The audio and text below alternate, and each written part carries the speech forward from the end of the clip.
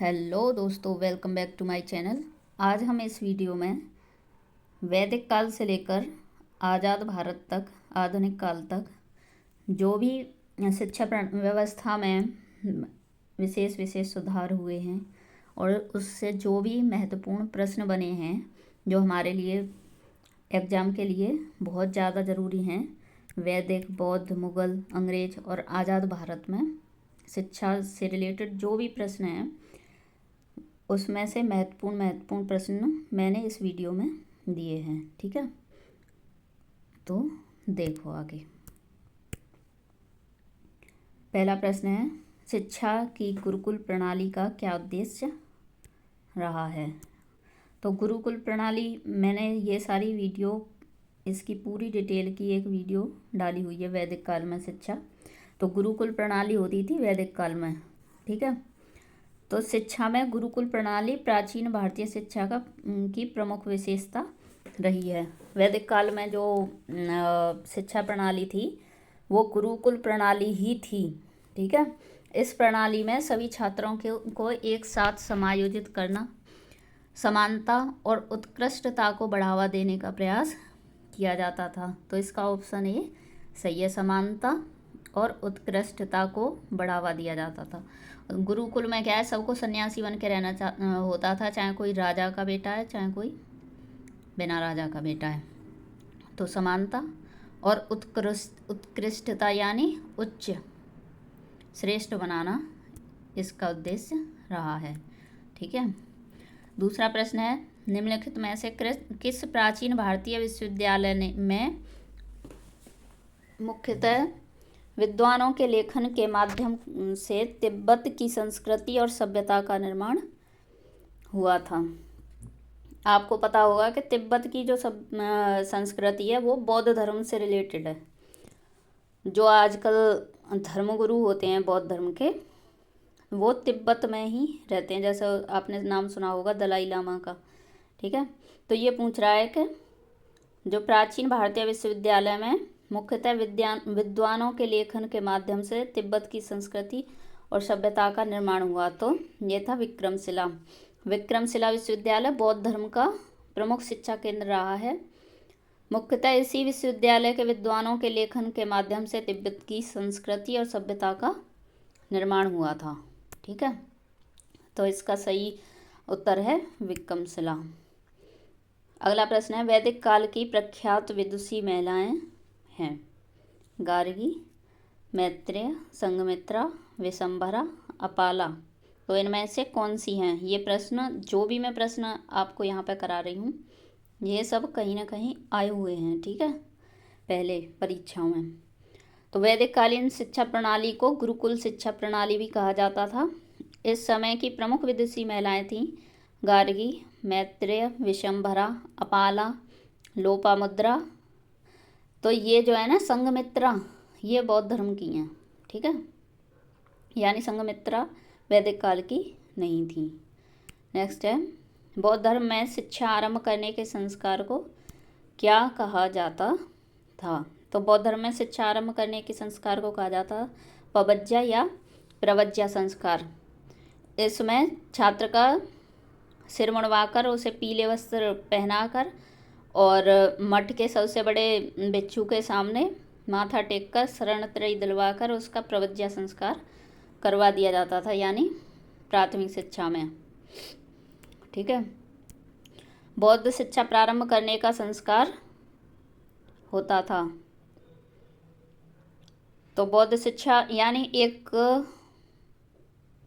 प्रारंभिक शिक्षा हुई और फिर एक जो बौद्ध धर्म की शिक्षा लेना चाहते थे ना, एक तो नॉर्मल शिक्षा हुई जिसे सब लेते थे, फिर एक धर्म के लिए जो शिक्षा दी जाती थी, तो उसमें एडमिशन के लिए उपसंपदा संस्कार होता था। उस बंदे को फिर पूरी लाइफ ब्रह्मचर्य ही और सन्यासी ही रहना पड़ता था। ठीक है, बौद्ध धर्म में उच्च शिक्षा की समाप्ति के बाद कुछ छात्र गृहस्थ आश्रम में प्रवेश करते थे, जबकि कुछ छात्र भिक्षु शिक्षा में प्रवेश करते थे, जिसके लिए उन्हें परीक्षा उत्तीर्ण करनी होती थी। परीक्षा उत्तीर्ण करने के बाद सामनेर को 10 प्रतिज्ञाओं के अतिरिक्त 8 प्रतिज्ञा लेनी होती थी, तब उसे भिक्षु शिक्षा में प्रवेश मिलता था। इसे उपसंपदा संस्कार कहा जाता था। यानी उसे बौद्ध भिक्षु बनना है ना, तो फिर उसे पूरे सांसारिक जीवन की मोह माया से अलग होना पड़ेगा, और अगर वो अलग होने के लिए तैयार है तब ही वो एडमिशन ले सकता है भिक्षु शिक्षा के लिए, बौद्ध शिक्षा के लिए। तो इसको बोला जाता था उपसंपदा संस्कार। ठीक है, अगला प्रश्न है मकतब का संबंध है। तो मकतब जो है ये मुगलकालीन शिक्षा में है, इस्लाम धर्म की शिक्षा में। प्रारंभिक शिक्षा यानी प्राथमिक शिक्षा जो होती थी उसे मकतब से संबंधित होती थी। मकतब अरबी भाषा के कुतुब से बना है, जिसका अर्थ होता है उसने लिखा। अतः मकतब वह स्थान था जहाँ पढ़ना लिखना सिखाया जाता था। मकतब प्राथमिक शिक्षा के केंद्र थे जो किसी न किसी मस्जिद से संबंध थे तथा एक शिक्षकीय होते थे। ये आज भी होते हैं मस्जिदों में, जहाँ पे मौलवी बच्चों को इस्लाम धर्म की शिक्षा और अरबी भाषा पढ़ना लिखना सिखाते हैं। ठीक है, नेक्स्ट है शिक्षा में अधोगामी निस्यंदन सिद्धांत की अवधारणा दी गई थी लॉर्ड मैकॉले द्वारा। तो अधोगामी निस्यंदन सिद्धांत का मतलब था, लॉर्ड मैकाले कहते थे कि अमीर लोगों को पढ़ाओ, गरीबों तक तो अपने आप शिक्षा पहुंच जाएगी। ये ब्रिटिश काल में। ठीक है, उसे कहना है कि वो कहते थे कि जन समूह में शिक्षा उच्च वर्ग से छिनकर बूंद बूंद बूंद बूंद करके नीचे की ओर बहे।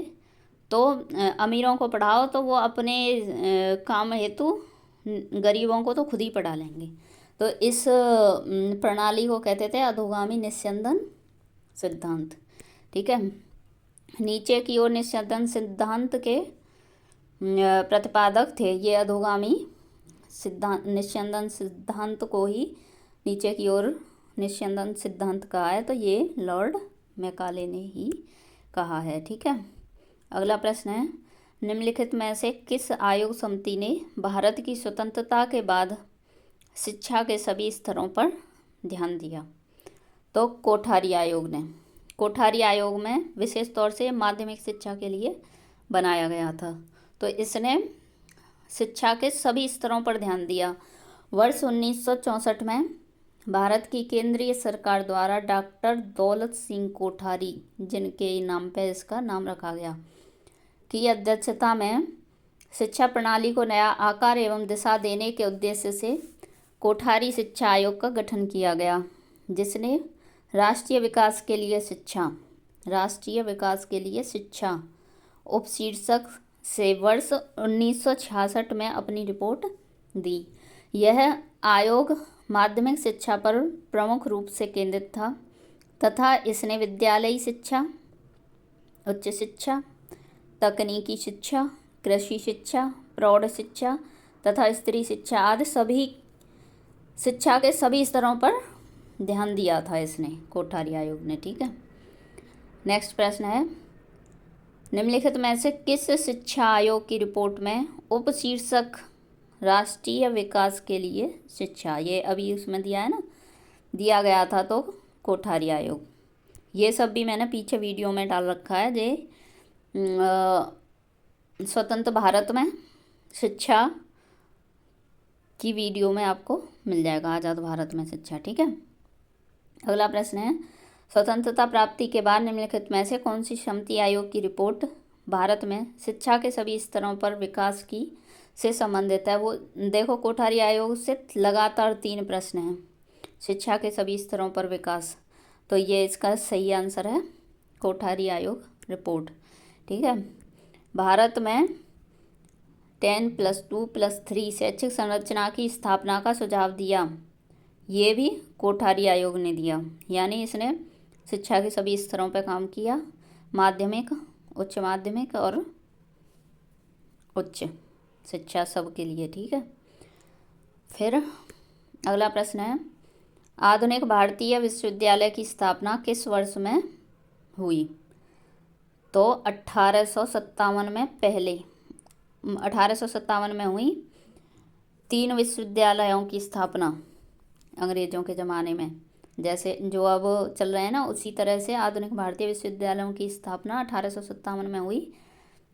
कलकत्ता, बम्बई और मद्रास विश्वविद्यालय स्थापित किए गए। ठीक है। अगला प्रश्न है, निम्नलिखित में से कौन सा विश्वविद्यालय 1857 के दौरान स्थापित होने वाले प्रथम 3 विश्वविद्यालयों में से नहीं है? तो अभी पीछे दिया था ना, कलकत्ता, बम्बई और मद्रास। ठीक है, तो नहीं है, दिल्ली नहीं है। ठीक है। अगला प्रश्न है, कौन से भारतीय शिक्षा आयोग ने सबसे पहले प्रतिभा पलायन की समस्या पर ध्यान दिया? भारतीय शिक्षा आयोग मतलब प्रतिभा पलायन यानी इस विषय पर किसने ध्यान दिया? भारतीय शिक्षा आयोग ने। ठीक है। भारतीय शिक्षा के इतिहास में सर्वप्रथम किस समिति ने अपव्यय एवं अवरोधन पर विचार किया? तो हार्टोग समिति ने। भारतीय शिक्षा के इतिहास में सर्वप्रथम हार्टोग समिति 1929 ने अपव्यय एवं अवरोधन पर विचार किया तथा व्यवस्थित अध्ययन किया। अपव्यय एवं अवरोधन का प्रथम व्यवस्थित अध्ययन किसने किया? हार्टोग समिति ने। सेम है ये पीछे वाला। प्राथमिक शिक्षा में अपव्यय व अवरोधन का अध्ययन किया, ये भी सेम हार्टोग समिति द्वारा। ठीक है। वुड का घोषणा पत्र जारी हुआ था 1854 में। वुड का घोषणा पत्र 1854 में जारी हुआ। 100 अनुच्छेद वाले इस विस्तृत घोषणा पत्र को भारत में अंग्रेजी शिक्षा का महाधिकार पत्र भी कहा जाता है। ये प्रश्न भी बहुत रिपीट होता है कि अंग्रेजी शिक्षा का महाधिकार पत्र किसे कहा जाता है? तो वुड का घोषणा पत्र यानी वुड डिस्पैच। हंटर आयोग की मुख्य अनुशंसा क्या थी? तो ये जो हंटर आयोग ब्रिटिश काल में बनाया गया था, तो इसकी मुख्य अनुशंसा क्या थी कि संपूर्ण देश में नॉर्मल स्कूलों की स्थापना की जाए, यानी सबको पढ़ाया जाए। वर्धा शिक्षा सम्मेलन हुआ था 1937 में। अक्टूबर 1937 को वर्धा शिक्षा सम्मेलन हुआ, जिसमें बेसिक शिक्षा की आधारशिला रखी गई। वर्धा योजना में मूल रूप से गांधी जी के विचार थे। डॉक्टर जाकिर हुसैन ने इस योजना का प्रारूप तैयार किया था। यहाँ देश आज़ाद होने को है, तो उससे पहले प्रारूप तैयार किए जा रहे थे। ठीक है। गांधी जी ने किस वर्ष में राष्ट्रीय बेसिक शिक्षा योजना की योजना प्रस्तुत की थी? ये अभी बताया ना, वर्धा, तो 1937 में। तो इसमें बेसिक शिक्षा, राष्ट्रीय बेसिक शिक्षा की। अगला प्रश्न है, बालिकाओं की शिक्षा के संबंध में गठित प्रथम समिति निम्नलिखित में से कौन सी थी? तो हंसा मेहता समिति जो है, श्रीमती हंसा मेहता जी की अध्यक्षता में एक समिति का गठन किया गया, जिसका उद्देश्य महिला शिक्षा की समस्याओं पर विचार विमर्श करना था। और ये अध्यक्ष थी, तो इन्हीं के नाम से इसका नाम रख दिया गया, हंसा मेहता समिति। यह 1 नवंबर 1961 को राष्ट्रीय महिला शिक्षा परिषद की अध्यक्ष श्रीमती द्राक्षा शरण ने बनाई थी, श्रीमती हंसा देवी की अध्यक्षता में। अगला प्रश्न है, गोखले बिल संबंधित है प्राथमिक शिक्षा से। ठीक है। गोखले जो थे, गोखले जी, उन्होंने एक बिल पारित करवाया था कि अनिवार्य और निःशुल्क प्राथमिक शिक्षा से संबंधित है कि प्राथमिक शिक्षा निःशुल्क हो और अनिवार्य हो। ठीक है। लास्ट प्रश्न है, यशपाल समिति के अनुसार प्राथमिक कक्षाओं में शिक्षक छात्र अनुपात होना चाहिए। शिक्षक और छात्र का अनुपात प्रोफेसर यशपाल समिति के द्वारा। तो इन्होंने बताया, पहले चल रहा था कि एक शिक्षक हो 40 बालकों पे। ठीक है। फिर इन्होंने घटाकर इसे 30 बालकों पे एक शिक्षक। तो यहाँ प्रोफेसर यशपाल समिति के अनुसार प्राथमिक कक्षाओं में शिक्षक और छात्र का अनुपात बनाया गया। तो ये सारे प्लान थे, योजनाएं थी वैदिक काल से लेकर आधुनिक भारत तक। तो अगर आपको ये सारी चीज़ें डिटेल में देखनी हैं तो आप पिछली वीडियो देख सकते हैं, समकालीन भारत में शिक्षा प्लेलिस्ट बनाई हुई है मैंने, आप उस प्लेलिस्ट में जाइए, उसमें सारी वीडियो वैदिक काल से लेकर आधुनिक भारत तक पूरी डिटेल्ड वीडियो हैं, जो BEd, CTET, UPTET, STET, JRF NET सबके लिए मतलब एजुकेशन से रिलेटेड अगर कोई कंटेंट चाहिए तो वो सब वहाँ है। वीडियो अच्छी लगी हो तो लाइक, सब्सक्राइब और कमेंट ज़रूर करें। धन्यवाद। शेयर भी करें।